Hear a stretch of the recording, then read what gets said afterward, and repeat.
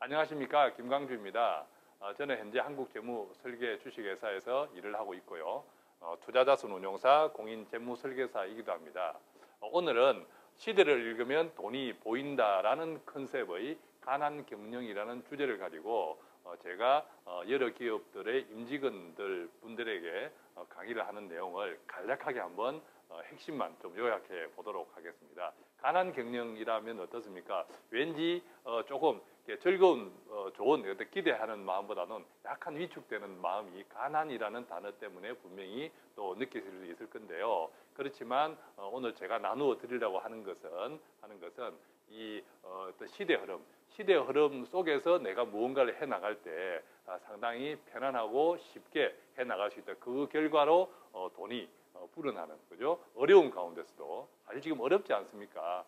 특히 공기업들도 많이 여러 가지를 축소하고 또 여러 많은 시민들이 우리 이웃들이 어떤 게 가계 가처분 소득, 지갑이 또 통장에 점점 얇아지는 그런 행편들이 다 너나 할 것 없이 이런 것들 속에서 과연 우리가 어떻게 오히려 행복하게 뭔가 준비를 할 수 있을까 이런 내용으로 좀 이해를 해주시면 좋겠습니다. 자, 그렇다면 오늘 이 시대를 잃으면 돈이 보인다. 이것들은 어떤 순서냐, 왜 가난경영인가 우리가 한번 살펴보도록 하고요. 그렇다면 이런 속에서도 저축해야 되지 않습니까? 어떻게 회복할까? 이것을 가난경영의 4대 리스크를 중심으로 한번 나누어 보고요. 또 이 가난경영을 하면 저축률이 실제로 어떻게 회복되는지 그런 사례도 한번 살펴보고 또 이 가난경영의 핵심 기능으로 승부하는 가난경영의 재테크 사례도 같이 한번 또 보도록 하겠습니다. 자, 왜 가난경영입니까? 자, 우리는 지금 다 100세 인생을 쉽게 흔히들 100세 인생이라고 이야기합니다. 부인하시는 분들 없지 않습니까? 그런데 이 100세 인생은 100년의 가난하고 바로 맞닿아 있다는 것이 바로 저의 생각입니다. 여러분은 어떠실지 모르겠는데요. 왜 그럴까요? 우리가 사람이 오래 산다는 건 아주 축복받은 일이죠. 그런데 재정적인 준비가 없이 오래 산다면요. 또 더군다나 나뿐만 아니라 내가 오래 살면 내 자녀도 또 상당히 오래 살게 되고 또 내 손자녀는 더 오래 사는데 제가 100살이라면 제 자녀가 70살. 끔찍하죠? 또 제 손자녀가 40살. 그죠? 근데 100살인 저와 70인 제 자녀와 40살인 어떤 손자녀가 다 똑같이 부유하면 문제가 다른데 그중에 한두 세대가 어떤 이게 여러 가지 재정적인 궁핍에 시달리면 그것이 어떻습니까? 자칫하면 아버지 세대 또 자녀 세대, 손자녀 세대가 같이 그 굴레에 엮일 수 있는 그런 리스크가 있다는 거죠. 그것이 바로 100년의 가난입니다. 그럼 이런 가난에 대한 현실들이 어떤 것일까? 자, 고령화, 좀 돈 없이 가난해, 돈 없이 나이가 드는 것, 그리고 저성장, 그리고 또 저금리 이런 게 뜻하는 것이 뭡니까? 바로 가난이라는 거죠. 가난. 그러네. 그로 인한 이 가난의 구체적인 실상들이 어떤 것들이 있습니까? 아주 심각하죠. 주변에 보면 점점 이렇게 파산자도 많아지고 실제로요. 또 신용회복 이런 것도 많아지고 또 대출자도 많아지고 요즘 하우스 푸어, 렌트 푸어 또 청년들이 일자리가 없어요. 왜 일자리가 없습니까?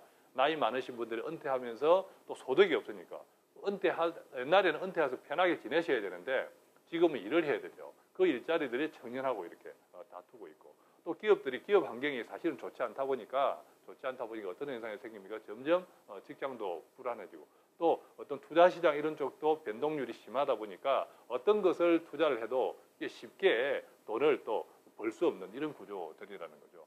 우리나라가 OECD 국가에서 노인 자살률이 1등이라는 거, 그죠? 알고 계시죠?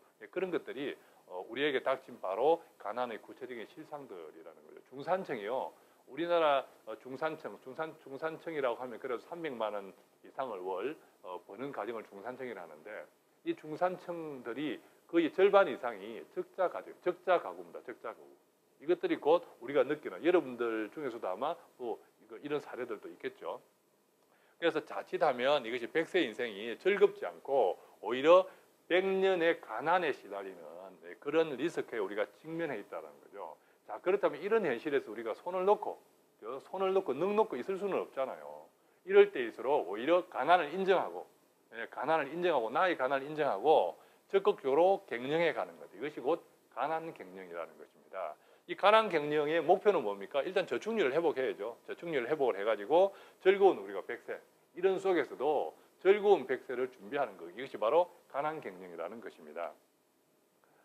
자, 그럼 저축률을 어떻게 회복할까? 가난 경영에는 네 가지 리스크가 있습니다. 우리가 앞으로 왜 가난해지느냐? 이 가난을 궁극적으로 초래하는 리스크들이 어떤 것들이 있느냐? 첫 번째는 패밀리 리스크인데 가족 리스크죠. 재정 문제로 비롯되는 가족 간의 갈등입니다. 아까 이야기했듯이 세대 간의 각 세대마다 아버지 세대, 자녀 세대, 손자녀 세대가 재정이 충분하면 너무 이게 행복할 수 있는데 재정이 부족해지면 어떤 재정은 제한되어 있고 그 재정을 누가 사용하느냐, 그죠? 자녀들은 또 결혼 준비 자금, 또 뭐 집을 사야 되고, 또 뭐 공부를 해야 되고, 또 뭐 이렇게 자녀를 다시 또 손자녀를 낳아서 길러야 되고 이런 여러 가지 돈이 필요하고, 또 아버지 세대는 어떻습니까? 돈이 없습니다. 집밖에 끝이서야 담보가 있는 집. 그러다 보니까 돈이 없는 거죠. 그런 것들이 누가 어떤 뭐 일자리도 마찬가지고 그런 것들로 인한 충돌, 그걸 패밀리 리스크입니다, 그죠? 그다음에 셀프 리스크. 우리가 100살을 산다고 하는 것은 50살, 60살까지 돈을 벌고 그 이후는 돈을 벌지 못하고 또 한 4, 50년을 산다. 이건 굉장히 불안한 거죠. 그래서 개인이 계속 성장을 해 나가야 됩니다. 어떤 뜻입니까? 돈을 벌어야 되는 거죠. 어떤 수입을 얻어야 되는데 그런 개인이 성장하지 못하는지요. 50살, 60살은커녕 40살에 만약에 소득이 끊긴다든지 이렇게 하면 굉장히 슬픈 그죠? 노후가 준비되어 있는 거죠. 기다리고 있는 거죠. 그런 것들이 셀프 리스크입니다. 하드웨어 리스크. 지금 우리나라 같은 경우 이제 부동산, 그죠? 예, 부동산 이런 것들, 이런 것들로 인한 어떤 앞으로 이게 변동성이 높은 시장에서는 부동산과 같은 큰 자산에 내가 가진 자산의 모든 것이 몰빵되어 있으면 굉장히 리스크합니다. 어떤 변동성에 유연하게 대처를 못하는 거죠. 물론 여유 자산이 많아서 부동산을 그 많은 여유 자산 속에서 일부를 가지는 것은 아무 상관이 없습니다만 안타깝게도 대부분 우리의 하우스푸어들은 그렇지 못하고 내가 가진 자산의 상당 부분이 주택에 몰빵되어 있죠. 그것도 대출까지 얹어서. 그런 의미에서 보면 지금 이제 젊은 직장인들도 쉽게 이자가 싸다고 쉽게 장기 대출로 해서 장기 대출로 어떤 집을 사는 것 상당히 또 조금 고려해 봐야 되지 않는가 이런 생각도 저는 가집니다. 왜냐하면 시즌이 점점 힘들어지고 변동성이 높아지기 때문에 그것들이 어쨌든 하드웨어 리스크입니다. 자, 소셜 리스크. 이제 혼자서는 100살을 못 삽니다. 수입도 점점 힘들어지고 나누면서 살아야 되는 거죠. 나누면서 협력해서 살아야 되는데 협력하지 못하는 사람, 이제 관계가 대단히 불편한 사람들이 있습니다. 가정에서도 그렇지 않습니까? 같은 가정의 식구인데도 불구하고 아버지하고 자녀, 그죠? 또 부부 사이, 또 이렇게 관계가 잘 안 되는 사람이 가족이 있듯이 사회에서도 마찬가지라는 거죠. 관계하지 못하면 이런 초장수 시대, 초고령화 시대에 상당히 힘들어진다는 거죠. 그것들이 바로 이런 속에서 이것들을 어떻게 적절히 잘 케어해 나가고 관리해 나가느냐 그것에 따라서 저축이 달라진다는 거죠. 구체적으로 보면요. 그러면 이제 구체적으로 가난 경영 아까 조금 전에 얘기한 4대 리스크를 통해서 저축률이 어떻게 회복되었느냐 사례를 보면요. 그 패밀리 리스크 가족들과의 대화를 통해 가지고 무엇을 양보하고 또 무엇을 준비해야 할지 적절히 나누었다고 합니다. 그로 인한 이게 패밀리 리스크. 그래서 세대 간에 무엇을 포기해야 되고 또 무엇을 양보해야 되고 또 무엇을 준비해야 되는지 그런 것들을 적절히 잘 이제 대화를 통해서 미리 준비하고 계획을 하다 보니까 저축을 할 수 있게 되는. 또 어떤 비교와 경쟁이 아닌 자조, 그죠? 예, 자조. 남하고 비교하다 보면 내가 무리해서 옷을 사게 되고 무리해서 자동차를 사게 되고 무리해서 여행을 다니게 되고 무리해서 뭡니까? 자녀 교육을 시키는 거죠. 그러다 보니 그것이 이제 통장의 적자로 나타나게 되고 그런 것들에 어떻게 비교와 경쟁이 아닌 진짜 나 중심에 나를 정리하면서 나를 또 나와 내 가족을 내 가정을 제대로 정리하면서 나아가는 삶, 그죠? 그것들이 바로 셀프 리스크라는 거죠. 셀프 리스크를 이제 극복해 나가는. 또 이제 큰 돈을 빌려서 집 사려던 것을 포기했어요. 뭡니까? 하드웨어 리스크에서 일단 예방된 거죠. 하드웨어 리스크에서 예방된. 왜 사람들이 계속 그럼에도 불구하고 뭐 집을 자꾸 사려고 하지 않을까요? 바로 하드웨어 리스크를 정서적으로 민감하게 느끼고 있기 때문이거든요. 자, 이제 또 소셜 공유. 사람들과 더불어 요즘 소셜이라는 말이 많이 뜨는데 이 말은 무슨 말이냐면 한 사람과 타인과 타인 두 사람이 만나서 이가 아니라 2.1 이상의 시너지를 가져오는 것이 바로 소셜입니다. 소셜. 그래서 그것들을 우리가 이제 소셜 공유라는 표현을 쓰는데요. 소셜 공유를 통해서 비용을 줄였어요. 요즘 뭐 자동차를 같이 탄다, 그죠? 뭐 이런 것들을 통해서 비용을 줄일 수 있다는 거예요. 이것이 이제 그런 것들을 통해서 또 얻을 수 있는 것은 소셜 리스크를 예방할 수 있는 거죠. 관계하는 능력, 습관들을 또 성장시키고 이래서. 이런 것들이 가난 경영을 통한 저축률 회복 사례로 같이 좀 나눠볼 수 있겠고요. 가난 경영 역시도 이 또 재테크 방법에서도 우리가 많은 재테크를 실패하지 말아야 되는데 이 핵심 기능, 가난 경영에서는 핵심 기능을 좀 승부해 보면 카드와 통장 관리, 그래서 소비를 통제한다, 그죠? 이런 내용이라든지 또 원금이 대단히 중요합니다. 이 가난 경영에서는요.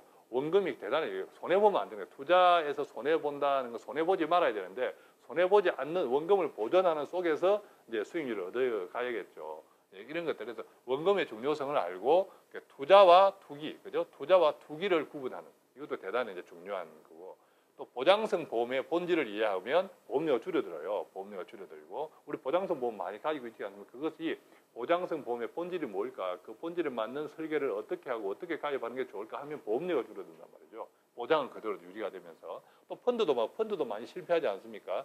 펀드를 제대로 이해하니까 그동안에 왜 내가 손해가 났는지가 이해된다는 거죠. 그 말은 역설적으로 뭡니까? 이제부터는 펀드를 이제 제대로 이해하니까 손해 나기보다는 이익을 낼 수 있겠다. 이것이 또한 이게 핵심 기능에 승부하는 가난 경영 재테크라는 거죠. 빚도 복리로 불어납니다. 우리는 다 그 뭐 복리 하는데 내가 빌린 돈도 그 이자도 복리로 불어난다는 사실을 잘 모르는데 그것도 가난 경영 재테크를 통해서 좀 이해할 수 있다면 부채가 당연히 줄어들 수 있겠죠. 또 어떤 직장인들이 가입하고 있는 또 이게 퇴직연금, 퇴직연금이 얼마나 중요한지 이것들도 가난 경영 재테크를 통해서 제대로 이해하고 또 그 퇴직연금을 어떻게 관리하는지, 그죠?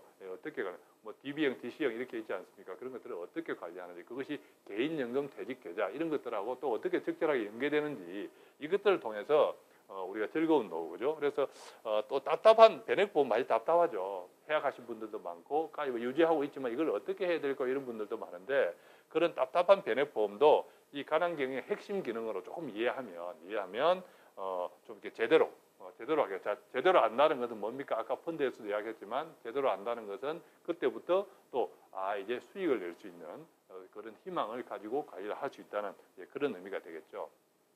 자, 정리해 보겠습니다. 이 시대는 점점 가난을 향해서 치닫고 있습니다.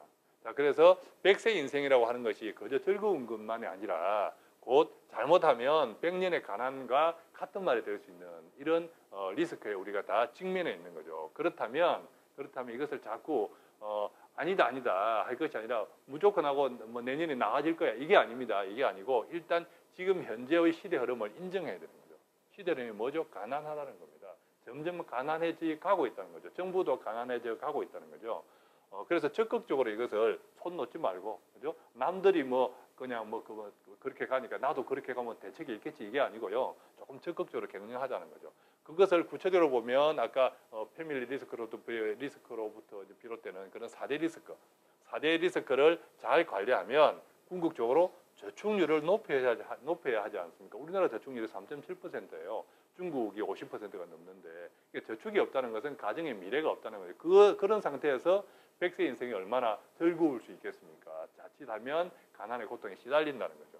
그래서 가난 경영 재테크의 핵심은 각 상품들마다 핵심 기능으로 승부하면 이런 가난의 현실 속에서도 적극적으로 가난을 경영하고 인해서 여러분들의 앞으로 100세 인생이 즐거운 고통이 아니라 가난의 고통이 아니라 즐거운 100세의 인생이 준비될 수 있다라고 하는 것이 앞으로 기회가 될 때 여러분들하고 조금 더 구체적으로 나누어 드릴 가난 경영, 그죠? 시대를 알면 돈이 보인다. 가난 경영의 주제입니다. 고맙습니다.